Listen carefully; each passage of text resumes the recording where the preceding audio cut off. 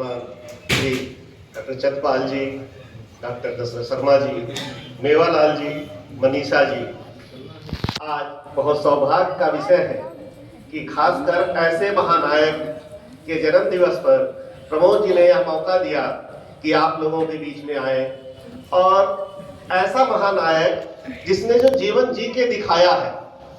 बार बार हम लोग कहते हैं कि जिस तरह अगर हमको अभी भोजन की बात हो रही थी, भूख लगी हो और रोटी रोटी कहा जाए, क्या हमारा पेट भर जाएगा? अगर भूख लगी है, रोटी रोटी कहते रहे तो पेट नहीं भरेगा जब तक हम रोटी को बनाएंगे नहीं, रोटी को खाएंगे नहीं।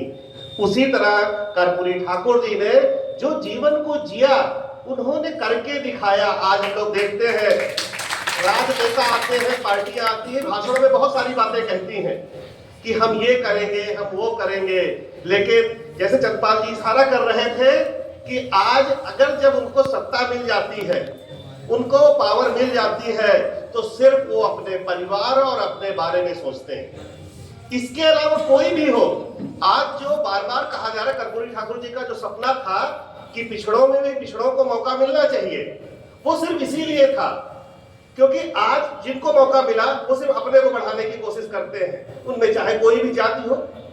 जिसको मौका मिला, जब जिस तरह से, क्योंकि वो महान व्यक्तित्व जो एक राजनेता नहीं थे, वो करोड़ों शोषितों वंचितों पिछड़ों की आवाज थे।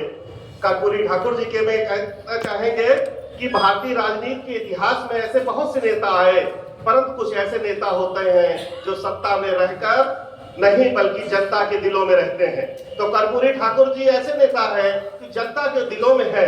वो कैसे उस पद पर आकर भी अपनों के बीच में रहा जाए, अपनों के बारे में सोचा जाए। जैसे उन्होंने कहा कि मकान बनवाने की ईंट आई तो मकान उन्होंने नहीं बनवाने दिया, उन्होंने कहा स्कूल में दे दो। अगर वो स्कूल बन जाएगा तो कितने ऐसे शिक्षित बच्चे निकल के जाएंगे जो उस पोजीशन पे पहुंचेंगे। तो जो जननायक हमारे जनता के नेता, उनकी राजनीति सत्ता की राजनीति नहीं थी, उनकी राजनीति थी सेवा की राजनीति, संघर्ष की राजनीति, सामाजिक परिवर्तन की राजनीति। आज जब हमारा जातिवाद, धार्मिक उन्माद, आर्थिक विषमता, राजनीतिक ध्रुवीकरण जैसे गंभीर समस्याओं से देश गुजर रहा है, तब कर्पूरी ठाकुर की विचारधारा ही हमें सही रास्ता दिखाती है। वो एक अत्यंत साधारण नाई परिवार से आते थे, उनके पास ना कोई धन था, ना उस समय सामाजिक प्रतिष्ठा थी, ना उनके पास कोई राजनीतिक विरासत थी, लेकिन उनके पास था संघर्ष, संकल्प, समाज बदलने का सपना। स्वतंत्रता आंदोलन के दौरान गांधी जी से प्रभावित हुए, सत्य, अहिंसा और सादगी की उन्होंने सपना लिया। बाद में डॉक्टर राम मनोहर लोहिया जी से प्रभावित समाजवाद मिला, जिसमें उन्होंने समानता, न्याय, सामाजिक क्रांति की बात की। लोहिया जी कहा करते थे, राजनीतिक आजादी तब तक अधूरी है जब तक समाज में बराबरी नहीं आती। यही विचार कर्पूरी ठाकुर जी के जीवन की दिशा बन गया। साथियों, सामाजिक न्याय का अर्थ है समाज में हर व्यक्ति का बराबर का अधिकार, बराबर का सम्मान, बराबर का अवसर। डॉक्टर भीमराव अंबेडकर ने भी कहा था, राजनीतिक लोकतंत्र तब तक अधूरा है जब तक सामाजिक लोकतंत्र स्थापित नहीं होता। कर्पूरी ठाकुर इसी विचारधारा के सच्चे अनुयायी थे। वो कहते थे, अगर खेत में हल चलाने वाला किसान, कारखाने में काम करने वाला मजदूर, गांव की झोपड़ी में रहने वाला गरीब और शहर की कोठी में रहने वाले अमीर अगर बराबर नहीं है तो लोकतंत्र, ऐसा लोकतंत्र खोखला है, सही मायने में वो लोकतंत्र नहीं है। जिस आरक्षण की उन्होंने बात किया, जो अभी हमारे कि उन्होंने उस समय वो सोचा, जो आप जानते हैं कि जब वो जो 77-78 में जब उन्होंने विचार, उस समय हमारे यहाँ मंडल कमीशन नहीं लागू था, लेकिन उन्होंने बिहार में पहली बार लागू किया और वो जो शोषित वंचितों थे उनको मौका दिया कि तो कितना विरोध झेलना पड़ा होगा। आज आप सोच सकते हैं कि आज जब समाज इतना बढ़ गया है, सोशल मीडिया हर जगह पर छाया है, तब हमारे आपके समाज में कुछ वंचित वर्गों के साथ क्या क्या होता है, जिसकी आप बात कर रहे थे, जो कर्पूरी ठाकुर जी की सोच थी। ऐसा नहीं, उसके विधिक रूप से अभी अब देख रहे हैं आप, माननीय कुछ अधिवक्ता भी बैठे हैं कि खासकर इलाहाबाद हाईकोर्ट ने एक ऐसा निर्णय सुनाया था कि कुछ जातियों को, खासकर जो पिछड़े वर्ग की जो आगे जातियां, जिसको अब हम कह सकते हैं अगली जातियां हो गई हैं, उनको इससे बाहर किया जाए। और ऐसी जातियां, क्योंकि हम अगर सोचें उत्तर प्रदेश की पिछड़ी जातियों की लिस्ट उठाए तो शायद हमें लगता 50 के आसपास जातियां हैं, लेकिन अगर आज हम पूरे सभागार से पूछना चाहे, अगर गिनती की जाए तो शायद 10 या 12-15 जातियों के बाद हमारे मुंह से शब्द नहीं आते हैं। हम नहीं सोच पाते, क्योंकि जिसकी तरफ चंद्रपाल जी इशारा कर रहे थे, क्योंकि उनके पीछे संख्या नहीं है। आज जो ये रिजर्वेशन है, आरक्षण है, ये सिर्फ वोट बैंक की राजनीति बन के रह गया है। जहां जिसके पास जितनी संख्या है उसकी बात ज्यादा सुनी जाएगी। कर्पूरी ठाकुर जी ने इस पे नहीं कहा, उन्होंने यही कहा कि चाहे वो सवर्ण हो, गरीब उसमें भी है, चाहे वो पिछड़ा है, गरीब उसमें भी है। ये जिसकी दलित की बात करते हैं, खासकर आजादी के बाद से जब रिजर्वेशन लागू हुआ तो बहुत से लोग आगे बढ़ चुके हैं। अब उनके बच्चों को कोई ऐसा मौका दिया जाए। अब उनके आज भी हमारे यहाँ ऐसे लोग हैं जो आज गांव में जिनके बच्चे पढ़ नहीं पा रहे हैं, जो मिनिमम फीस भी नहीं उनके पास है कि उनका कहीं हो सके, एडमिशन हो सके। तो कर्पूरी ठाकुर जी जो सामाजिक न्याय के लिए नहीं, सामाजिक न्याय के लिए जिंदा थे। सत्ता का मतलब ये नहीं है कि हम सिर्फ अपने तक सीमित हो। अगर जिस इतिहासकार लालचंद गुहा जी ने भी कर्पूरी ठाकुर के बारे में कहा है, उत्तर भारत में सामाजिक न्याय आंदोलन का संस्थागत रूप दिया, क्योंकि जो आंदोलन जो एक चला आ रहा था, जो 90 के दशक में जाके फिर से उत्तर प्रदेश में भी लागू हुआ, वो आप सोचिए बिहार में 77-78 में कर्पूरी ठाकुर जी ने लागू कर दिया था। कर्पूरी ठाकुर जी की राजनीति विभाजन की राजनीति नहीं थी, वोट बैंक की राजनीति नहीं थी, उनकी राजनीति थी समावेश की राजनीति थी। उनकी राजनीति की विशेषताएं, क्योंकि वो जात के घमंड से दूरी, संवाद की संस्कृत, सहमत से निर्णय, विरोधियों का सम्मान। वो कहते थे राजनीति समाज को जोड़ने के लिए होनी चाहिए, तोड़ने के लिए नहीं। उन्होंने अल्पसंख्यकों को, महिलाओं को, पिछड़ों वर्गों को, सबको राजनीति में आगे बढ़ाया।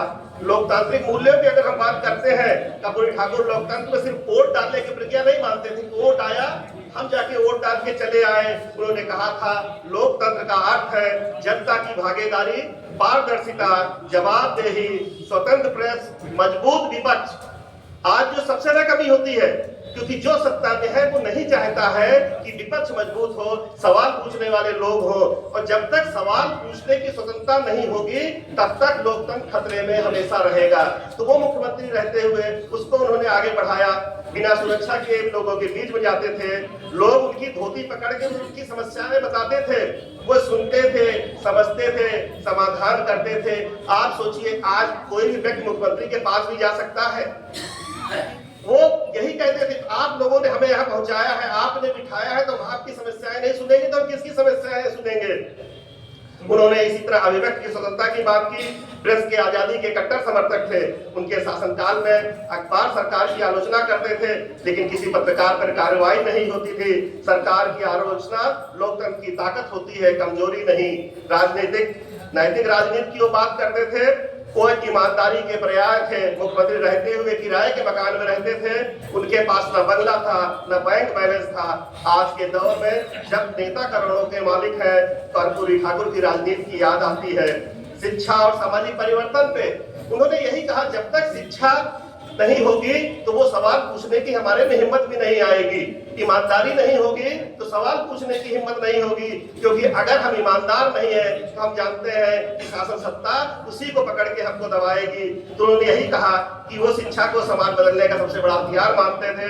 उन्होंने सरकारी स्कूल, कॉलेज, छात्रवृत्ति योजनाएं शुरू की। वो कहते थे शिक्षा गरीबों की ताकत है, पिछड़ों को आगे बढ़ाती है। आज शिक्षा का निजीकरण हो रहा है, गरीब बच्चा शिक्षा से दूर होता जा रहा है।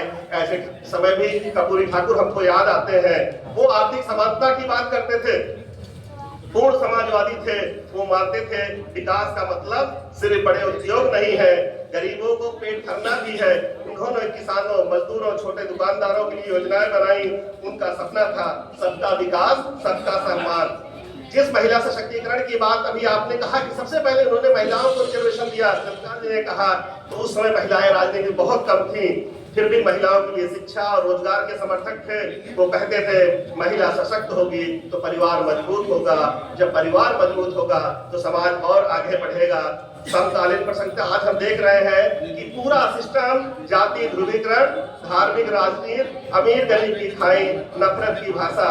ऐसे में कर्पूरी ठाकुर का जो विचार था वो एक दीपक की तरह है।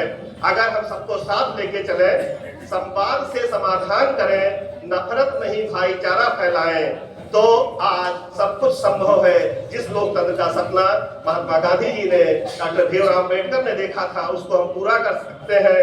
हम जानते हैं आज बहुत से लोग कहते हैं आरक्षण से समाज बट गया। समाज पहले से बटा हुआ था, आरक्षण से नहीं बटा। आज कुछ असमानता को आरक्षण ने उजागर जरूर किया है कि कितनी असमानता है। आज जरूरत है गुणवत्तापूर्ण शिक्षा की, कौशल विकास की, रोजगार सृजन की, तभी जिससे सभी वर्ग के लोग आत्मनिर्भर बन सके। आज बहुत सारे युवा साथी भी यहाँ बैठे हैं। कर्पूरी ठाकुर का जीवन हमेशा युवाओं के लिए एक प्रेरणा रहा, क्योंकि एक गरीब का लड़का, एक आप भी गांव में रहे हैं, हमने भी वो देखा है।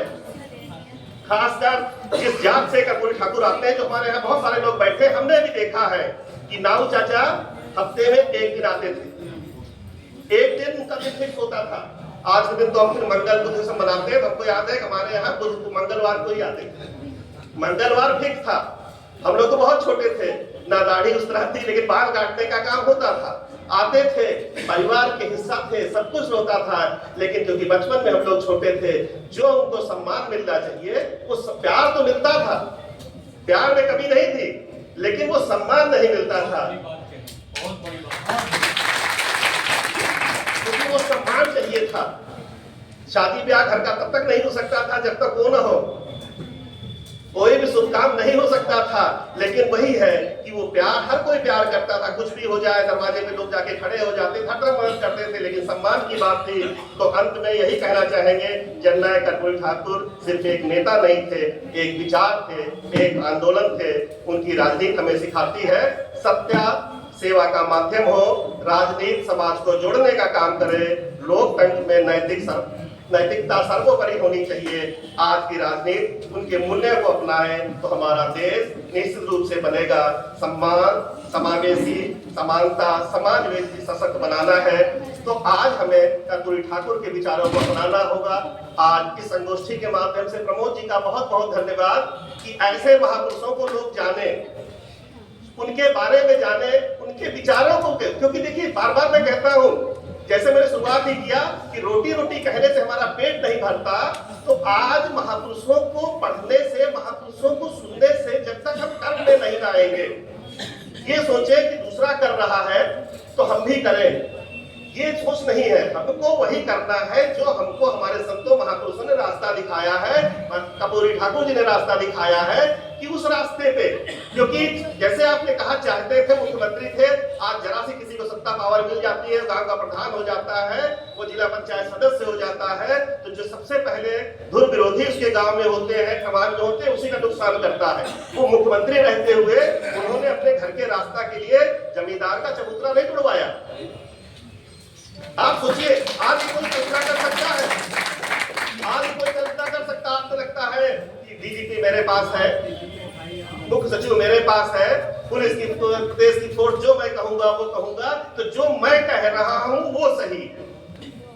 कर्पूरी ठाकुर जी कभी इस विचार के नहीं थे, जो मैं कह रहा हूं, जो जनता कह रही, जो समाज कह रहा है, उसको एक्सेप्ट कर रहा है, वो सही है, तो हम उनकी बातों को सुने, उनका करें। तो आज सभी से यही आग्रह है कि ये सिर्फ विचार यहीं तक सीमित ना रहे, ये अपने जीवन में हम लाए। और जिस दिन हम जीवन में लाएंगे, हम अपनी एक मिसाल लेके चलेंगे। उस दिन जिस भारत का उन्होंने सपना देखा था, जो गांधी जी का सपना था, वो डॉक्टर राममनोहर लोहिया का सपना था, जिस सपने को उन्होंने देखा था, उस सपने को हम सब मिलकर साकार बना सकते हैं और उनके जीवन से हमेशा शिक्षा लेते रहें। बहुत बहुत खासकर प्रमोद जी का इस संगोष्ठी को आयोजित करने के लिए धन्यवाद, और अंत में फिर कर्पूरी ठाकुर जी को नमन करते हुए सभी को सादर प्रणाम।